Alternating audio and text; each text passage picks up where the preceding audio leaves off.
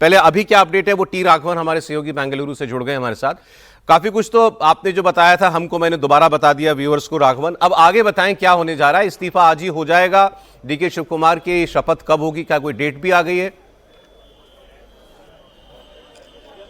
जी, अब से कुछ देर में 2:30 बजे जहां पर मैं मौजूद हूं, कावेरी, जहां पर सीएम का आधिकारिक आवास है, यहां से सीएम सिद्धरामैया लोक भवन जाएंगे। आपने कहा वहां पर राज्यपाल मौजूद नहीं है, ऐसे में राज्यपाल कार्यालय को ये इस्तीफा सौंपा जाएगा। और कानून में इस बात की मान्यता है कि राज्यपाल कहीं से भी इस्तीफे को स्वीकार कर सकते हैं, इसीलिए ये एक कार्रवाई जो है वो होगी। उसके बाद ये बताया जा रहा है कि सीएम ने राहुल गांधी से भी मुलाकात का समय मांगा है। अगर समय मिलता है तो वो आज या फिर कल दिल्ली रवाना होंगे। राहुल गांधी से उन्हें एक और बात कहनी, एक बात जो उनसे कहकर भेजी गई थी कि आप स्टेप डाउन कर दीजिए, उन्होंने ब्रेकफास्ट मीटिंग में इस बात का ऐलान कर दिया। साथ ही उन्होंने ये भी ऐलान कर दिया कि अगले मुख्यमंत्री डीके शिव कुमार होंगे। उन्होंने अपने कैबिनेट कलीग से ये कहा कि जितने भी लोग दोबारा नए कैबिनेट में शामिल होंगे, मैं अपील करूंगा कि जो लोग कैबिनेट में आते हैं या फिर जो लोग नहीं आते हैं, जाहिर तौर पर जो बहुत ज्यादा क्रिटिकल थे डीके शिव कुमार के लिए पिछले जो लगातार ये कहते थे कि सिद्धरामैया 5 साल के मुख्यमंत्री हैं, उन लोगों को कैबिनेट से हटाया जा सकता है। ऐसे में उनसे भी सिद्धरामैया ने अपील की कि वो डीके शिव कुमार का साथ दें, उनके हाथों को मजबूत करें और 28 में वापस कांग्रेस पार्टी जो है वो जीत कर आए, इसके लिए सारे रास्ते रणनीति बनाएं। लेकिन उससे पहले क्या अब वो दिल्ली की राजनीति में जाएंगे, इस सवाल का जवाब उन्होंने अंदर नहीं दिया। अभी भी उनकी तरफ से यही कहा गया कि वो नेशनल एम्बिशन उनका कुछ भी नहीं है, वो चाहते हैं कि वो राज्य की राजनीति में ही रहें। तो क्या वो सिर्फ एक एमएलए बनकर रह जाएंगे, ये अब सवाल है जिस पर आगे आने वाले दिनों में कुछ आंसर्स मिलेंगे। लेकिन अभी भी ये बताया जा रहा है कि शीर्ष नेतृत्व की कोशिश रहेगी कि उन्हें दिल्ली बुला लिया जाए। ठीक, राघवन आपके साथ फिर जोड़ते हैं। 2:30 बजे आपने बताया, 2:30 बजे वो इस्तीफा जो है उनका हो जाएगा।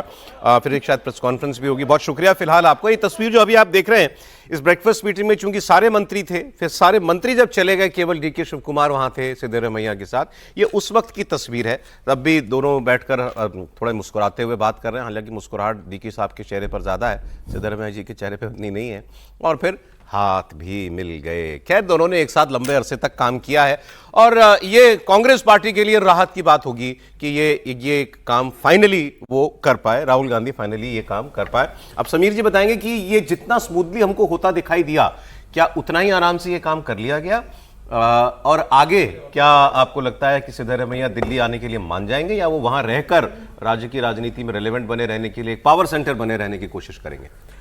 देखिए, मुझे लगता है कि कांग्रेस हाईकमान ने पहली लड़ाई तो जीत ली है कि मुख्यमंत्री के बिना किसी बगावत के, जो कांग्रेस में अक्सर होता रहता है कि इस्तीफा नहीं देते, तमाम तरह के उठापटक होती है। कम से कम ये रहा कि तमाम मनोबल के बाद 6-6 घंटे बैठक करने के बाद दोनों को दिल्ली बुलाया गया था।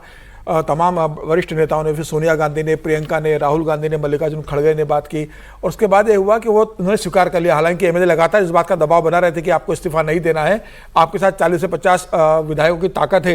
लेकिन मुझे लगता है कि उनके साथ पार्टी के तमाम बैठकों के बाद भविष्य की राजनीति भी तय हुई होगी कि क्या सिद्धरामैया को देंगे, सिद्धरामैया को क्या ऑफर किया गया। कहा यह जा रहा है कि राज्यसभा के लिए उनको कर्नाटक से राज्यसभा भेजकर दिल्ली बुलाया जाएगा। उनके बेटे के भविष्य की राजनीति को लेकर चर्चा हुई होगी। कर्नाटक में बाकी आने वाले चुनाव को लेकर, प्रदेश अध्यक्ष को लेकर क्या होगा, ये चुनाव होगी। तो मुझे लगता है कि फिलहाल कम से कम ये है कि डीके शिव कुमार मुख्यमंत्री बन रहे हैं, लेकिन डीके शिव कुमार के सामने बड़ी चुनौती है। अब उन्हें प्रदेश अध्यक्ष का पद छोड़ना पड़ेगा। डीके शिव कुमार खुद लिंगायत कम्युनिटी से आते हैं, तो ठीक है, डीके शिव कुमार लिंगायत से आते हैं, लेकिन जिस तरीके से ओबीसी कुर्बा कम्युनिटी से आने वाले आपका एक ओबीसी मुख्यमंत्री था, आपने कुर्बा कम्युनिटी के ओबीसी मुख्यमंत्री को हटा दिया। और राहुल गांधी जिस ओबीसी की राजनीति की बात करते हैं, प्रधानमंत्री पे लगातार ओबीसी की उपेक्षा करने का आरोप लगाते हैं। अब राहुल गांधी क्या जवाब देंगे कि आपने एक ओबीसी मुख्यमंत्री को हटा दिया, उसकी जगह आपने एक लिंगायत को बना दिया है। तो मुझे लग रहा है कि आने वाले समय में राहुल गांधी को बताना होगा, वोकलिंगा को आपने बना दिया है, लेकिन अब ओबीसी को आपने जिस तरीके से हटाया है, तो क्या भविष्य की राजनीति करेंगे? क्या उनके साथ किसी एक दलित को बनाएंगे? मैं बता दूं, ये तो बीजेपी ने कैंपेन शुरू कर दिया है कि एक ओबीसी की इकलौते ओबीसी चीफ मिनिस्टर को कांग्रेस पार्टी ने हटा दिया। खैर, लेकिन डीके शिव कुमार की सरकार में एक नहीं 3-3 डिप्टी सीएम होने की बात भी चल रही है इस वक्त। इसमें एक ओबीसी जरूर होगा, एक शेड्यूल कास्ट कम्युनिटी से होगा और एक मुसलमान समुदाय से भी होगा। यह भी बिल्कुल साफ अभी तक जानकारी के मुताबिक आ रहा है।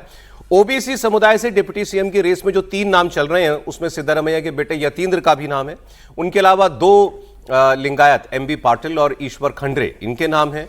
दलित समुदाय से रेस में दो जो नाम है वो हैं जी परमेश्वर, सीनियर लीडर है, मौजूदा गृह मंत्री भी हैं, और दूसरा प्रियंक खड़गे साहब के बेटे का, जो कांग्रेस के अध्यक्ष खड़गे साहब के बेटे हैं।